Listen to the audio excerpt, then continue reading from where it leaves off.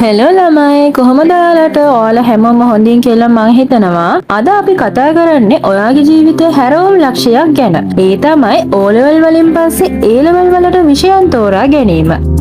ලංකාවේ ගොඩක් ළමයි A level පටන් ගන්නේ මාරම උනන්දුවෙන්. හැබැයි මාස 3ක් යද්දි ඒ උනන්දුව නැත්තටම නැති වෙනවා. හේතුව වැරදි විෂයන් තෝරා ගැනීම.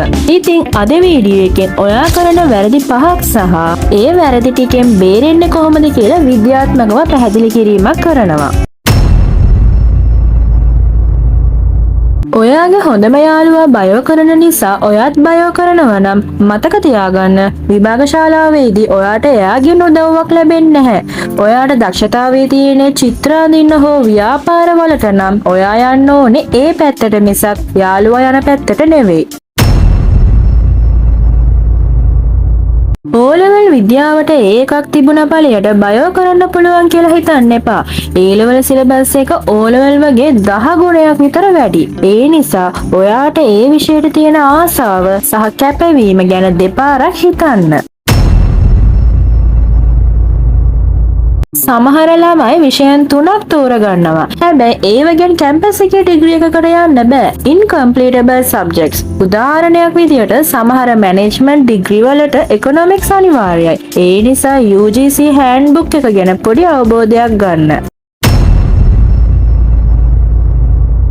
ආර්ට්ස් ලේසි, කොමර්ස් ලේසි කියලා හිතලා විෂයන් තෝරන්න එපා. ලංකාවේ A level වල කිසිම විෂයක් ලේසි නැහැ. හැම එකකම තියෙන්නේ තරංගයක්. වැදගත් වෙන්නේ ඔයා කොච්චර මහන්සි වෙනවද කියන එකයි.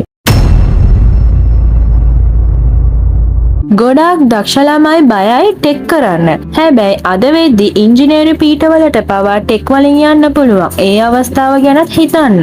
අවසාන වශයෙන් මට කියන්න තියෙන්නේ මේ තීරණය ඔයාගේ. කාටවත් බයේ හෝ කාගේවත් හීනවලට ඔයාගේ ජීවිතේ බිලි දෙන්න එපා. ඔයාට ගැළපෙන ස්ට්‍රීම් එක ගැන මොනවා හරි ගැටලුවක් තියෙනවා නම් කමෙන්ට් එකක් දාන්න.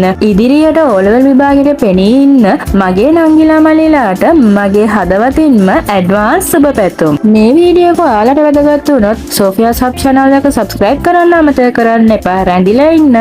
දිගටම හොඳ හොඳ වීඩියෝස් ඔයාලට අරගෙන එනවා. එහෙනම් අදට මං යන්නම්.